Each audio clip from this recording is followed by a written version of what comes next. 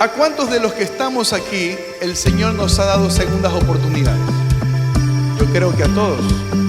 El Señor a todos nos ha dado segundas oportunidades en la vida. Y por eso nosotros decimos que el Dios que tenemos, y podemos decirlo confiadamente, no simplemente porque es un verso bonito, un verso agradable, que Dios es el Dios de segundas oportunidades. A veces es necesario que el Señor toque algo en nuestra vida. Que el Señor toque de pronto aquello que a veces más queremos. O a veces algo que valoramos más y le dedicamos mucho tiempo, o nuestro corazón está puesto allí. Y cuando el Señor toca aquellas cosas a las cuales las tenemos en un tremendo pedestal, entonces como que el Señor utiliza eso para abrir nuestros ojos y darnos cuenta que estamos poniendo a otras cosas en el lugar que le corresponde ¿a quién? Al Señor. Es necesario a veces que el Señor nos dé una nalgadita, nos dé un tas para que podamos recapacitar. Sea lo que sea, hermanos, que el Señor haya tocado en tu vida, solamente tú lo sabes. Porque nosotros no estamos para utilizar nuestro dedo y decir, no tiene trabajo porque no está diezmando. Nosotros no somos quienes para decir eso. No tiene salud porque probablemente habrá cometido algún pecado. Le pasó ese problema o tuvo este accidente porque seguramente algo está haciendo mal delante del Señor. No es para eso, pero sí el Señor nos llama a que podamos reconocer cuando Él está tocando algo en nuestra vida. Y eso solo lo sabemos tú y yo. Cuando el Señor toca algo en nuestra vida, tú y yo sabemos que el Señor está actuando. Sabemos que es algo específico que Dios quiere trabajar en nosotros, que Dios quiere hacer en nosotros. El día de hoy estaremos viendo la siguiente parte de la historia de Jonás, donde vemos que el Señor tiene misericordia de Jonás, no lo aniquila, no lo mata, no lo abandona, le da una segunda oportunidad. Y al final del capítulo 1, la palabra del Señor dice que Jehová tenía preparado un gran pez para que tragase a Jonás. Y estuvo Jonás en el vientre del pez 3 días y 3 noches. Fíjense ustedes. El Señor permite que Jonás entre en un proceso de 3 días y 3 noches, probablemente el proceso más terrorífico de su vida. Estar y vivir y respirar dentro del vientre de un pez. Lo peor que una persona pudiera experimentar, estar dentro del vientre de un animal vivo. Mis amados hermanos, el Señor en las segundas oportunidades que nos da, hace que su palabra se cumpla. Dios hemos visto que es clemente y misericordioso, lento para la ira y es grande en misericordia. Y si nosotros vamos al Salmo 103, acompáñenme un ratito al Salmo 103, el versículo 14, mire lo que dice. Salmo 103, versículo 14. Y hay una razón por la que el Señor tiene misericordia de ti y de mí. Y cuando pecamos, Dios no nos abandona, o Dios no nos excluye, o Dios no nos simplemente nos elimina. No, hay una razón. Y mira lo que dice el versículo 14.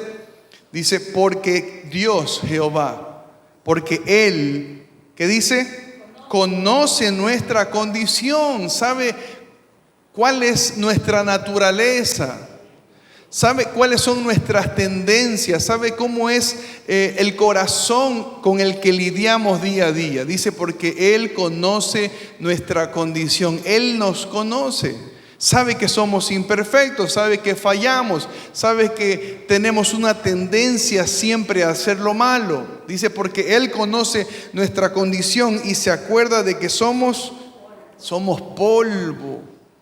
Somos polvo, hermanos, somos frágiles. Un día tenemos un cuerpo, el día de mañana somos polvo.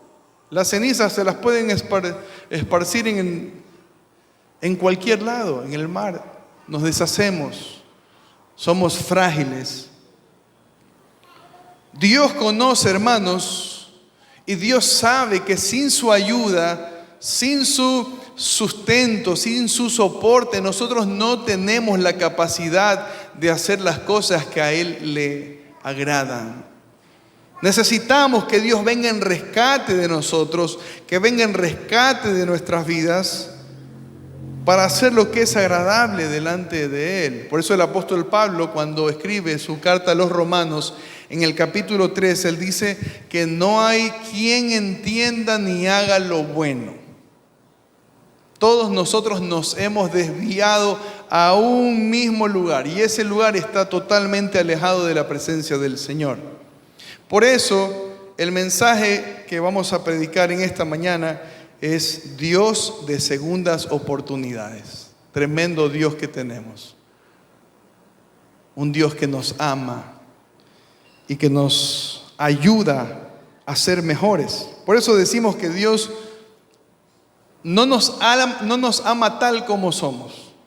Porque si Dios nos amara tal como somos, nos dejara ahí. Dios nos ama a pesar de lo que somos y está haciendo un trabajo continuo en nuestras vidas. Está siguiendo un proceso en nuestras vidas para no seguir tal cual somos. Seguir puliéndonos, seguir mejorando, seguir brillando para su gloria. Que la luz de Cristo cada vez más brille en nosotros. Y la primera cosa, la primera enseñanza que les quiero compartir es que a veces, hermanos, las crisis son el lugar donde el corazón vuelve a Dios. Permítame repetirle esa idea. A veces las crisis son el lugar donde el corazón vuelve a Dios. ¿Cuántos de nosotros reconocemos que es por una crisis que hoy estamos en la presencia del Señor? ¿Cuántos de nosotros conocemos que si no hubiera sido por ese periodo, ese lapso de tiempo oscuro en nuestra vida, nosotros ahorita no estuviéramos buscando al Señor? Y eso es lo que vemos en la vida de Jonás. Lo primero que vemos en este pasaje, y vamos a abrir nuestras Biblias en Jonás capítulo 2, vamos a analizar este pasaje, estos 10 versículos. Si nosotros leemos los versículos del 1 al 2, miren lo que dice. Entonces oró Jonás a Jehová su Dios, estando dentro del pez, desde el vientre del pez, y dijo, invoqué en mi angustia a Jehová, y él me oyó. Desde el seno del Seol clamé, y mi voz oíste.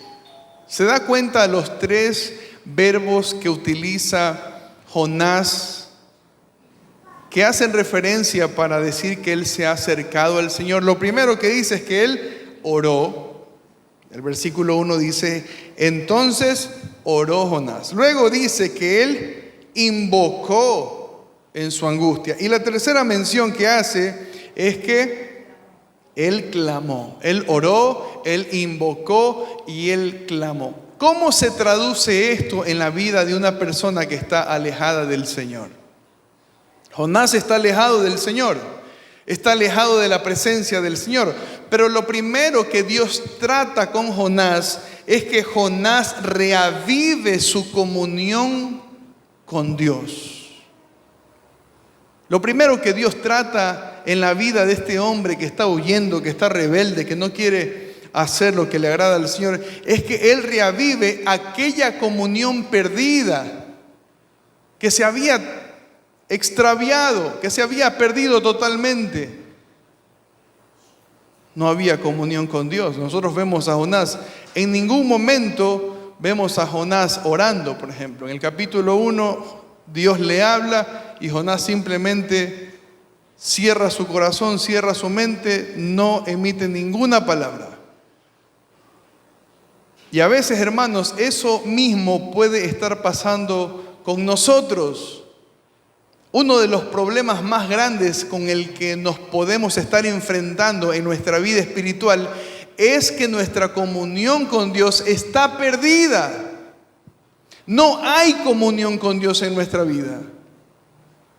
Durante la semana no hay comunión con Dios, a más de quizá ciertas prácticas o ciertas tradiciones evangélicas que tenemos, como de pronto orar por los alimentos, ¿no?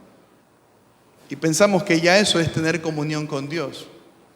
A veces lo hacemos simplemente como parte de un sistema que hemos aprendido desde pequeños. Pero nuestra comunión está perdida. Y eso es lo primero que Jonás hace. Esa es la respuesta que él tiene delante del Señor. La mejor cosa, hermanos, que podemos hacer cuando nosotros estamos fríos espiritualmente hablando y cuando estamos viviendo una vida desobediente y apartada del Señor es activarnos en la oración. Si nosotros queremos activarnos y reavivar nuestras vidas espirituales, debemos buscar la oración. Jonás nos muestra que en esta situación, él lo que hace, lo primero que busca es, ¿qué cosa? Es orar. ¿Cuántos de nosotros hemos descuidado nuestro tiempo de oración?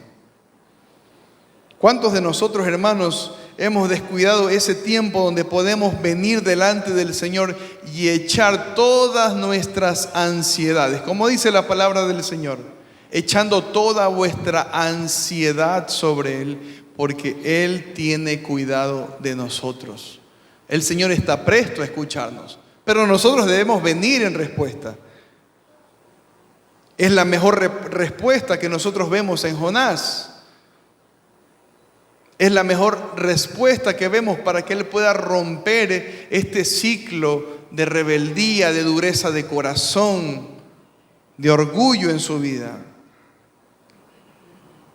No vamos a dejar, hermanos, no vamos a dejar la dureza de corazón, la frialdad espiritual, si no doblamos nuestras rodillas delante del Señor. Por eso es importante orar. Nosotros vemos eso claramente en la vida del Señor Jesucristo. Si el Señor Jesucristo a menudo, frecuentemente, todos los días, buscaba un momento específico, un momento especial para pasar con su Padre, ¿cuánto más nosotros necesitamos dedicarnos a la oración? Y a veces sufrimos, hermanos, de muchos problemas emocionales, y a veces sufrimos de muchas ansiedades y depresiones, probablemente porque puede estarnos faltando un tiempo más de oración.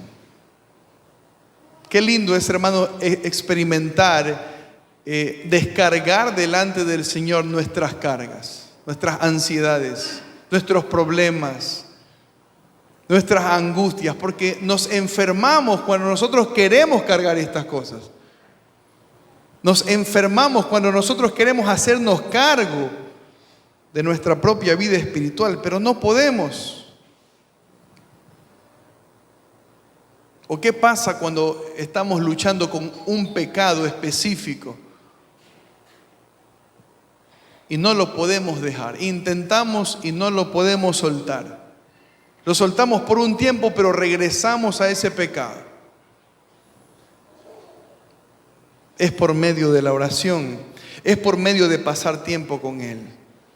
Muchas veces estamos esperando dejar el pecado para ahora sí empezar a orar. Y uno dice, Bueno, es que no oro porque hasta que no deje este pecado, ni para qué acercarme al Señor.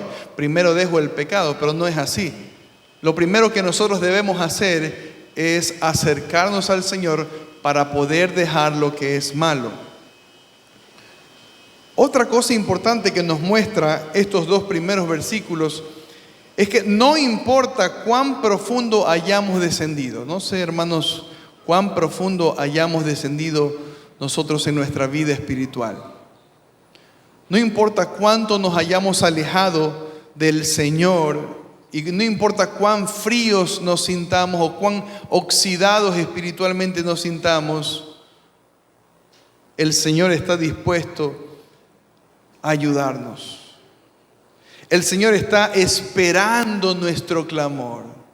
El Señor está esperando y está diciendo: ¿cuándo viene Mario a acercarse a mí y a poner delante de mí sus cargas? ¿Cuándo viene mi hijo amado? ¿Cuándo viene mi hija amada a buscar mi presencia? El Señor está pendiente. A veces podemos engañarnos y podemos pensar que como hemos pecado, como hemos estado un poco alejados del Señor, Dios está airado con nosotros. Dios está molesto con nosotros. Pero lo que vemos en la vida de Jonás es que Dios estaba pendiente. Dios estaba esperando a Jonás, que le busque sinceramente, que le busque con todo su corazón. Por eso no importa, hermanos, cuán profundo hayamos caído, no importa cuánto nos hayamos alejado, no importa cuán fríos podamos estar, el Señor sigue esperando ver en nosotros un corazón arrepentido, un corazón contrito y humillado. El Señor, hasta que no vea un corazón arrepentido y un corazón contrito y humillado, no va a sacar a Jonás de ese pez. Jonás tiene dos opciones: o se queda dentro del pez en su propio orgullo, bien metido, apestoso, sin oxígeno, angustiado y afligido, o Jonás se arrepiente, restaura su comunión con el Señor y sale del pez. Eso es lo que nos dice el versículo 2. Y dijo: invoqué en mi angustia a Jehová, y el Señor no lo despreció. Miren aquí. Y el Señor me oyó.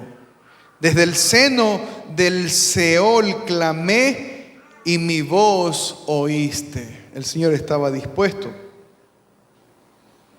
La otra cosa que vemos, hermanos, aquí es que Jonás reconoce la mano de Dios en medio de esta disciplina. Jonás no está diciendo: por la culpa de estos marineros es que me ha tragado este pez. O Jonás no le está echando la culpa a otros, está reconociendo que es una disciplina de parte del Señor. Y la restauración de nuestra vida espiritual viene cuando nosotros reconocemos que hemos fallado delante del Señor y que Dios nos está disciplinando. Dios nos está disciplinando. Eso es lo que dice aquí Jonás. Mire lo que dicen los versos 3 hasta el verso 6. Versículo 3 dice: me echaste a lo profundo, en medio de los mares, y me rodeó la corriente. Todas tus ondas y tus olas pasaron sobre mí. Entonces dije: desechado soy de delante de tus ojos, mas aún veré tu santo templo. Las aguas me rodearon hasta el alma, rodeóme el abismo, el alga se enredó a mi cabeza, descendí a los cimientos de los montes, la tierra echó sus cerrojos sobre mí para siempre.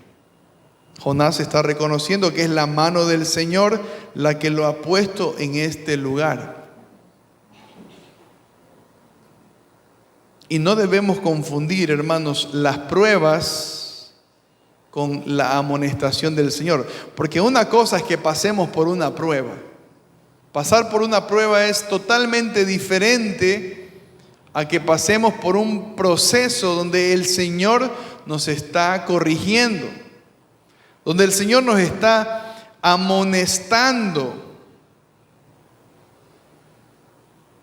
Las pruebas tienen el propósito de perfeccionar a los creyentes.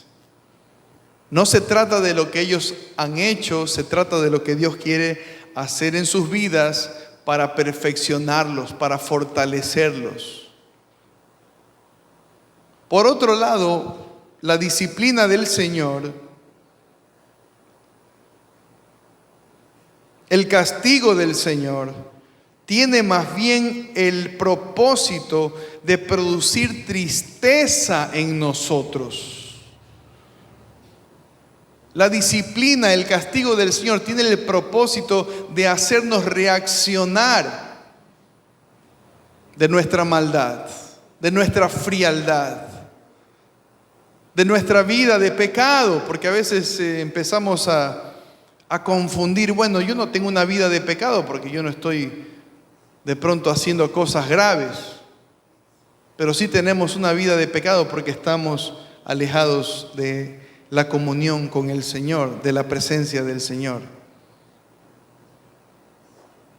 El Señor, cuando nosotros pecamos, hermanos, siempre procurará producir una tristeza que nos mueva a una vida de santidad, que nos mueva a una vida de justicia, que nos mueva a una vida agradable al Señor. Mire lo que dice Hebreos capítulo 12, versículo 11. Hebreos capítulo 12, versículo 11.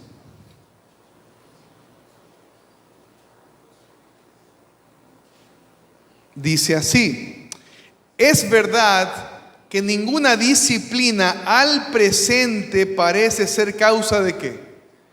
Causa de gozo, sino de ¿qué? De tristeza, pero después da fruto apacible de justicia a los que en ella han sido ejercitados.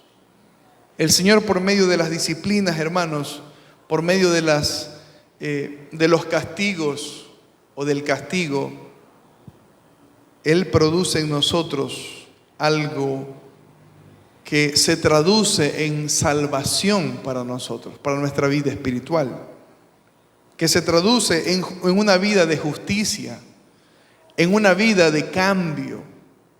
Eso es lo que Dios estaba haciendo en la vida de Jonás. ¿Qué hubiera sido mejor? ¿Que Jonás sufra en mano de los asirios por haber obedecido al Señor y por haber predicado su palabra? ¿O que Jonás sufra en manos del Señor por ser desobediente, arrogante y orgulloso? ¿Qué hubieran preferido ustedes? ¿Sufrir en manos de los asirios, obedeciendo al Señor? ¿O sufrir en las manos del Señor por ser desobedientes, soberbios, orgullosos y apartados de Él? Mis amados hermanos, primera de Pedro, capítulo 3, mire lo que dice, versículo 17. Primera de Pedro, capítulo 3, versículo 17. Dice: porque mejor es que padezcáis haciendo el bien. Es mejor padecer teniendo una vida obediente. Es mejor padecer, hermanos, a causa de hacer aquellas cosas que Dios nos manda. Dice Pedro: porque mejor es que padezcáis haciendo lo bueno, haciendo lo justo, viviendo en santidad, si la voluntad de Dios así lo quiere, que haciendo el mal, que haciendo lo malo. Y esto me recuerda a la vida de los israelitas,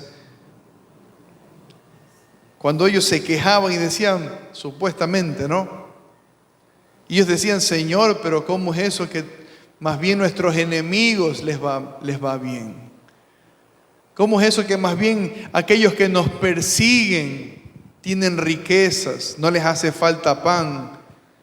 Y nosotros que somos obedientes, y nosotros que estamos contigo, y nosotros que tenemos a nuestro Dios, mejor es que seamos como ellos, decían. Miren cómo es el corazón duro, el corazón humano. La primera cosa, hermanos, que hemos dicho es que las crisis son el lugar donde el corazón vuelve a Dios. Y en medio de las crisis debemos entender que el Señor quiere hacer algo en nuestras vidas. Quiere transformarnos, quiere purificarnos, quiere limpiarnos. La segunda enseñanza que encuentro en este pasaje es que Dios nos llama a una vida de gratitud y compromiso. El Señor nos llama a arrepentirnos de corazón, a dejar lo malo de corazón y de aquí en adelante vivir una vida llena de gratitud, pero también de compromiso, porque podemos ser buenos para decir, gracias Señor, pero ¿y el compromiso? ¿Cuál es mi compromiso delante del Señor? Gracias Señor por los alimentos que tú pones en mi mesa. Gracias Señor por la provisión que tú traes a mi casa. Gracias Señor porque mi familia está sana, está buena y sana. Gracias Señor porque hemos visto buenos días en esta empresa. Pero también el Señor nos llama a vivir una vida de compromiso, de sacrificio, de pagar nuestros votos, de pagar lo que hemos prometido, no solamente algo que podemos decir de boca para afuera. ¿Por qué debemos vivir una vida llena de gratitud? Gratitud por la gracia y la misericordia que el Señor ha mostrado en nuestras vidas. Hemos dicho que Dios es un Dios de segundas oportunidades. Dios en su gracia y en su misericordia nos ha mostrado nuevas oportunidades para vivir conforme a lo que dice su palabra. Mire lo que dice el capítulo 2, versículo 6 de Jonás. Regresamos a Jonás. La segunda parte del capítulo 2, versículo 6 dice, mas tú sacaste mi vida de la sepultura. Lo primero que dice Jonás es que él había visto el Seol, la tierra lo había tragado, las aguas profundas lo habían abrazado, pero ahora Jonás está reconociendo la gracia y la misericordia del Señor que él ha tenido con él. Dice, tú Señor sacaste mi vida de la sepultura. Yo estaba sepultado, pero tú abriste el sepulcro.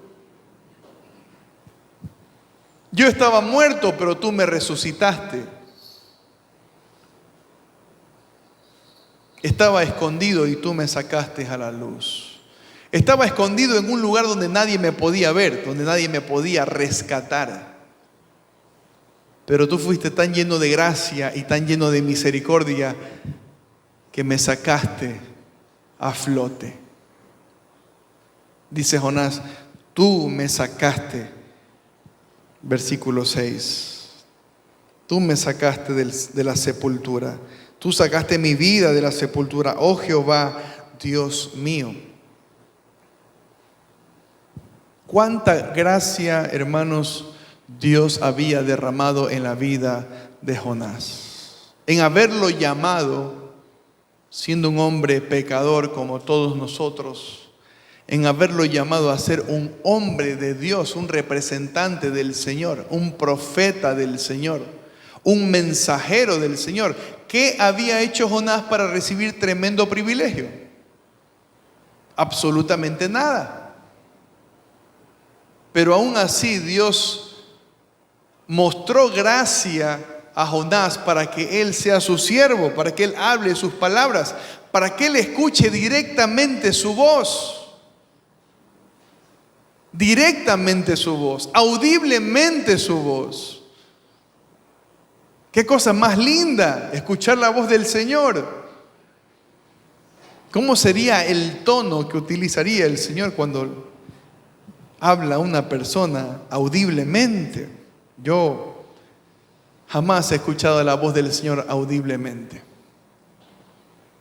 El Señor ha puesto alguna idea en mi corazón, ha puesto algo en mi mente, me ha dado guía, me ha dado dirección, pero yo no puedo decir, los cielos se abrieron y el Señor empezó a darme un mensaje.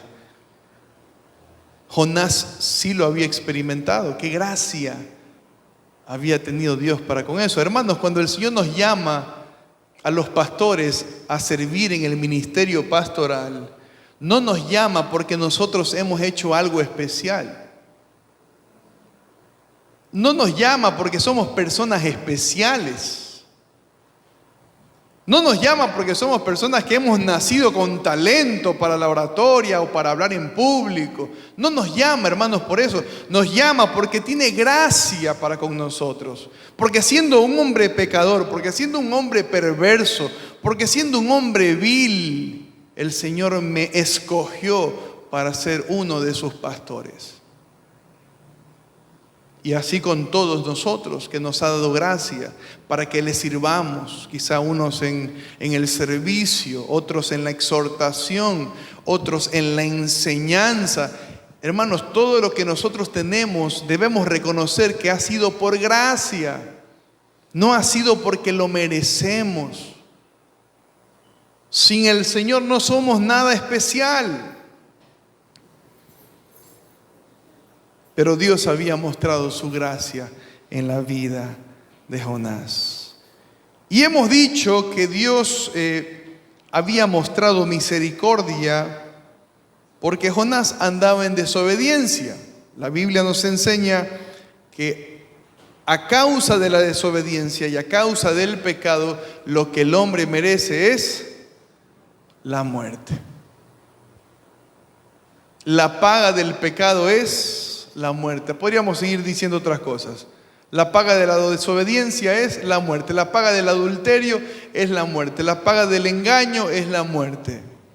La paga del enojo es la muerte, porque hay tantos pecados que hay.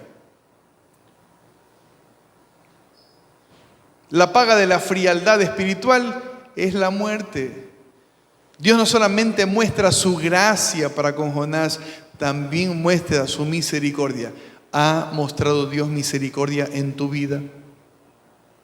¿Ha mostrado misericordia Dios con nosotros que hemos pecado tantas veces y de muchas maneras y seguimos pecando? Pero Dios nos llama a una vida de arrepentimiento, a una vida que se acerque a Él, a una vida que le complazca a Él. ¿Vivimos para complacer al Señor o para complacernos a nosotros mismos? No hay buenos resultados, no es un buen negocio vivir para complacernos a nosotros mismos. Lo único que vamos a cosechar es la muerte. Cuánta misericordia el Señor había mostrado en la vida de Jonás por su desobediencia, por huir, por hacerse loco, ¿no? A veces cuando mandamos un mensaje a una persona y esa persona nos deja en visto, ¿cómo nos sentimos cuando nos dejan en visto? Y no nos responden. Y nos subestiman. ¿Cómo se sentiría el Señor cuando nosotros, escuchando su voz, escuchando su llamado, lo dejamos en visto también a Él? Jonás lo dejó en visto. El Señor le habló. Y Jonás ni siquiera dijo, bueno, Señor, está bien, lo voy a hacer. Jonás escuchó la voz del Señor y lo dejó en visto No dijo una sola palabra hasta que estuvo dentro del pez. Tuvo gracia y tuvo misericordia. Gracias, Señor. Podemos decirle confiadamente, gracias, Señor, por tu gracia y por tu misericordia. Y la segunda cosa que hemos dicho que Dios nos llama es a una vida de compromiso. Dios nos llama a una vida de gratitud, pero también Dios nos llama a una vida de compromiso. No levante su mano, pero ¿cuántos de nosotros realmente estamos comprometidos con el Señor? No levante su mano. Sí sabemos lo que significa la palabra compromiso, ¿no? Un compromiso es algo que nosotros estamos dispuestos a cumplir sí o sí. Es un compromiso. La otra vez alguien me preguntaba, pastor, el día viernes va a haber culto. Estaba lloviendo a cántaros. Y yo le digo, yo sí voy a estar ahí. Se inunda un poco, nos mojamos un poco. Pero mi compromiso es venir a la casa del Señor cuando hemos dispuesto que haya un culto. Porque me entristecería, hermanos, muchísimo que una de las ovejas de esta iglesia se esfuerce en venir y el pastor no esté porque estaba lloviendo. Me entristecería. Prefiero venir, prefiero mojarme, prefiero arriesgarme. Y si una de las ovejas va, ¿cuánto más el pastor no tiene que estar ahí para recibirla? Yo prefiero venir y quedarme solo y decir, bueno, los hermanos no vinieron porque estaba lloviendo. A que alguien venga y se quede afuera y entienda que el pastor no vino porque estaba lloviendo. Compromiso. El Señor nos llama a una vida de compromiso. Dice un autor, escuche lo que dice este autor, presta la atención.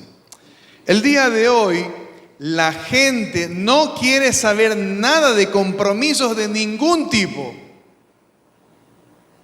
El día de hoy a la gente no le interesa ningún tipo de compromisos o hacer ningún tipo de compromisos.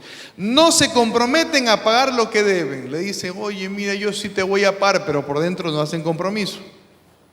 Le prestan los $50 al hermano, a la hermana, al amigo, pero por dentro saben que no van a pagar. No tienen el compromiso. Le dicen, en la quincena te pago. Le hacen la transferencia, la empresa le hace la transferencia, les pagan el dinero, tiene ahí los $400, $500 de quincena, por decirlo así. Entonces dice, ay, le tengo que pagar. Pero no, puede ser que no se acuerde y no le paga. Dice este autor, no se comprometen a pagar lo que deben, no se comprometen a ser fieles en el matrimonio. No se comprometen a ser fieles en el matrimonio. Hombres o mujeres que en el altar hacen un compromiso, hacen un voto de serle fiel a su esposa o a su esposo a pesar de lo que venga. ¿Cómo dice? En la enfermedad, en la salud, en la pobreza, en la riqueza. Pero empiezan a llegar los problemas y el esposo dice, si esto ha sido así, mejor me hubieras dicho, mejor es que cada uno coja por su lado y empezamos a mirar el compromiso de lejos. No se comprometen a ser fieles en el matrimonio. Es triste, hermanos, que entre los creyentes hayan supuestos hermanos que no están verdaderamente comprometidos en el matrimonio.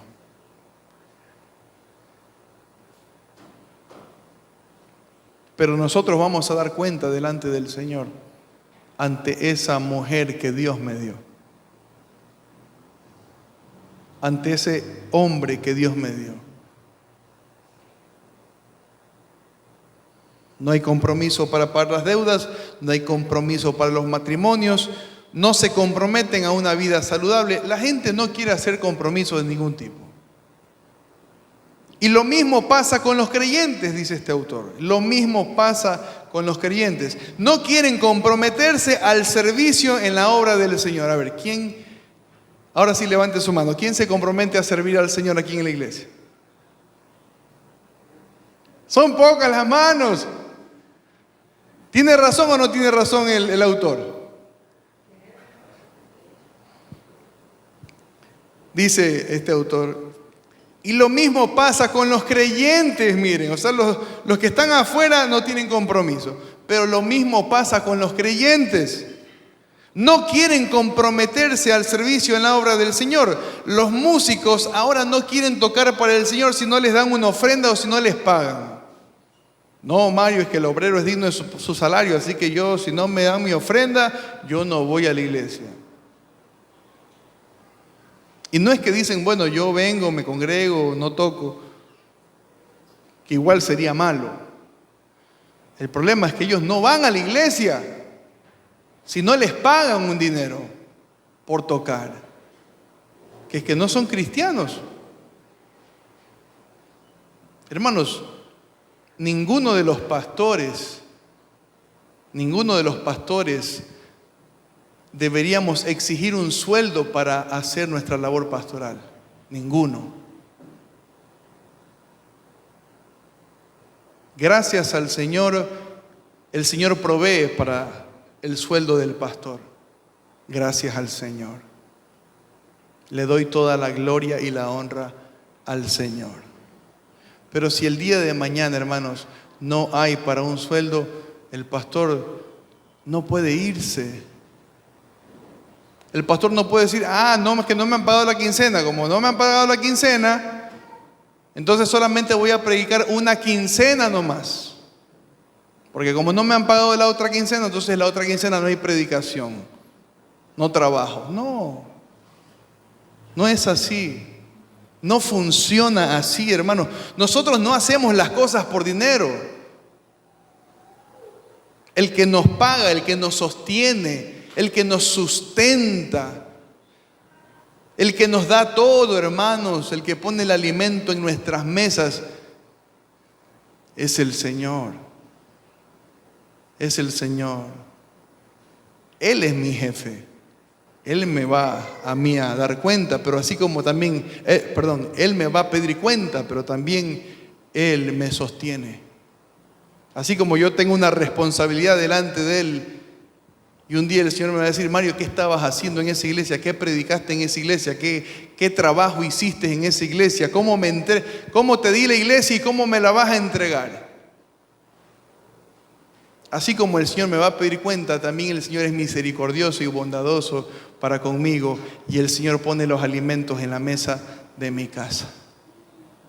Es lo más precioso que he podido experimentar en mi vida. Pero lo que vemos, hermanos, es que los creyentes no se comprometen ni en la obra del Señor. Los músicos quieren tocar por dinero.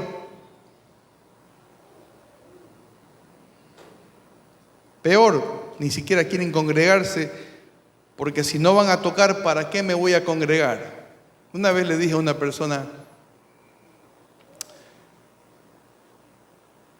mira, no hay chance de tocar, pero al menos ven y congrégate. Era un músico.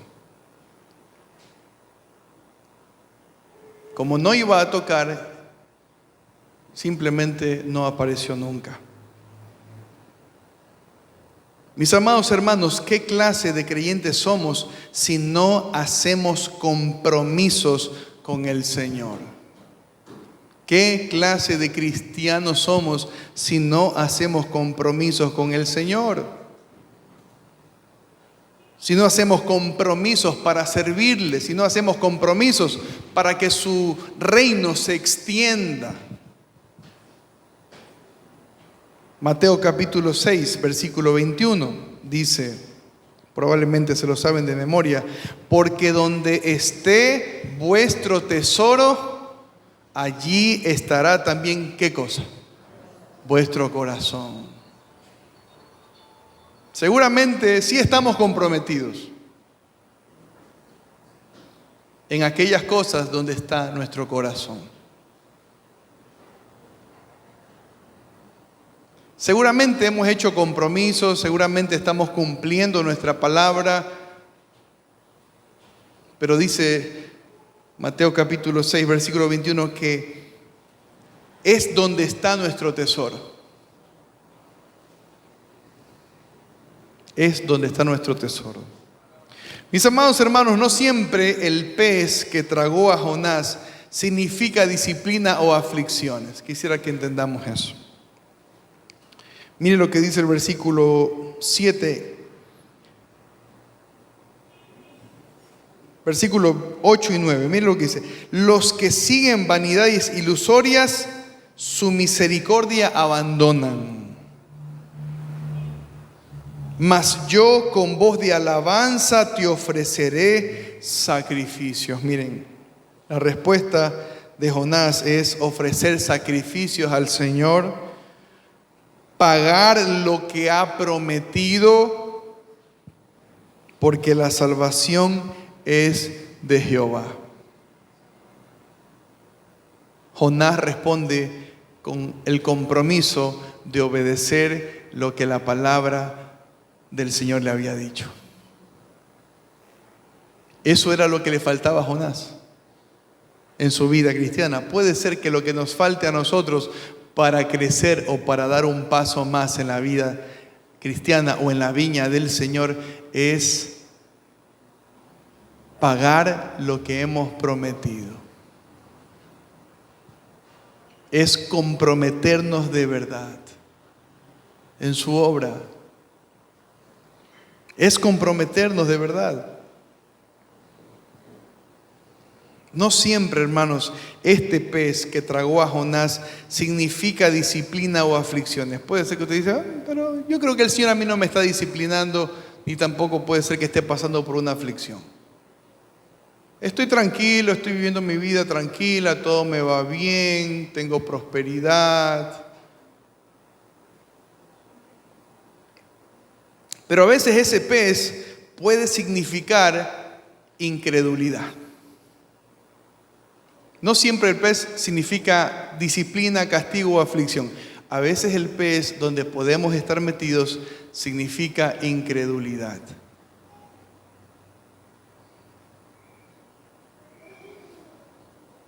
Y no queremos salir de la incredulidad.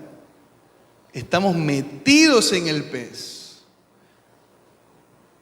Y lo que verdaderamente el Señor nos está diciendo es que somos incrédulos, somos no cristianos, como aquellos que dicen yo soy cristiano, yo me bautizo, yo hago esto, y después se está divorciando, y después está insultando a su esposa, y después está golpeando a sus hijos y maltratando a su familia.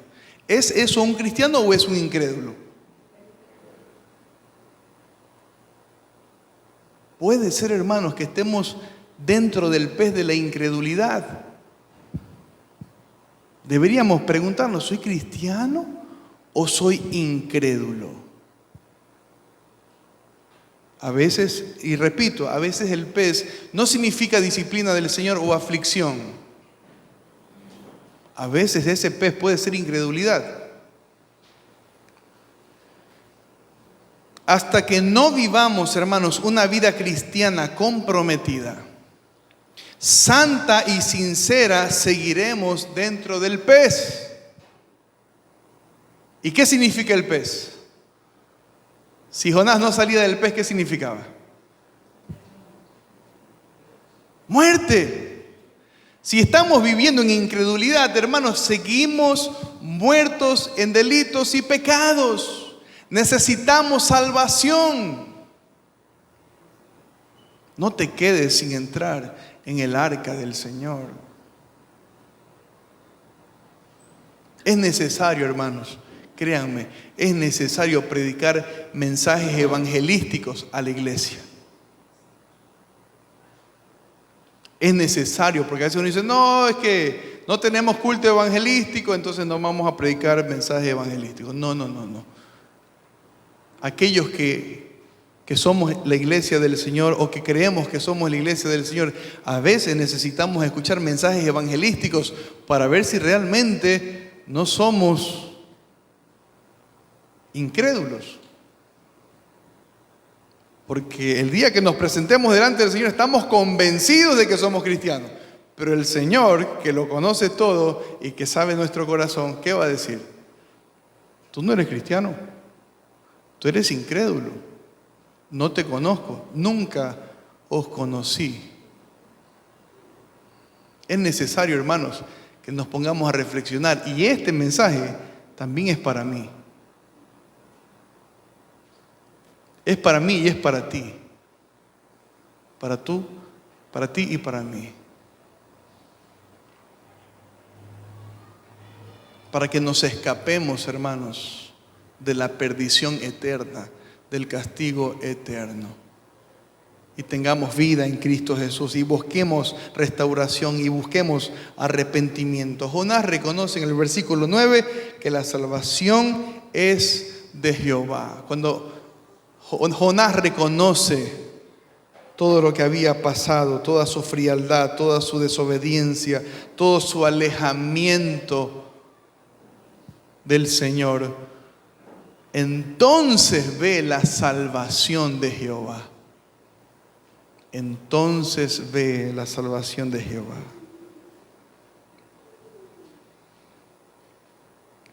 ¿Qué hace el Señor? Inmediatamente el Señor hizo que Jonás salga del Seol donde estaba.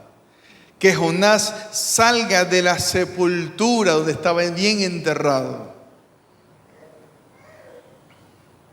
Mis amados hermanos, vivamos una vida cristiana comprometida.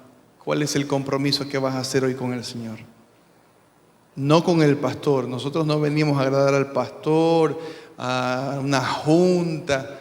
Nosotros venimos, hermanos, a agradar al Señor. Él es el dueño de esta iglesia. Él es el jefe de esta iglesia. Él es el pastor de esta iglesia. Él es el buen pastor. El Salmo 23 dice, Jehová es mi pastor. El Señor Jesucristo dice, yo soy el buen pastor. Él es el pastor. Él es nuestro pastor. Yo puedo ser un pastor humano, el que guía a esta iglesia, pero los debo guiar ¿a quién? Al pastor. Yo soy el copastor, Él es el pastor. A Él debemos seguir, a Él debemos agradar, a Él debemos decirle sí. Como hemos cantado, digo sí a tu voluntad. Digo sí a tu santidad. Digo sí a tu dirección. Digo sí al oír tu voz. Sí, Señor.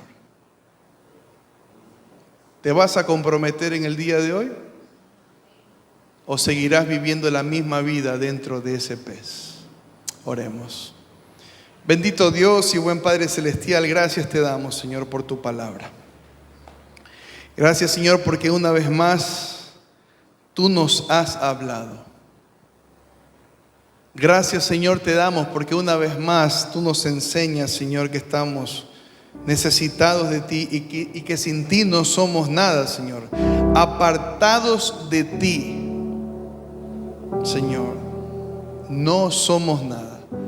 Apartados de ti no podemos llevar fruto. Apartados de ti no tenemos salvación, porque la salvación es de Jehová. La salvación es tuya, Señor. Yo te ruego, Señor bendito, que este mensaje no sea un mensaje simplemente motivador. Que este mensaje no sea un mensaje simplemente emocional. Yo te ruego que este mensaje mueva la voluntad de mis hermanos con tu Espíritu Santo. Bendito Dios, mueve la voluntad de nosotros, la iglesia Antioquía.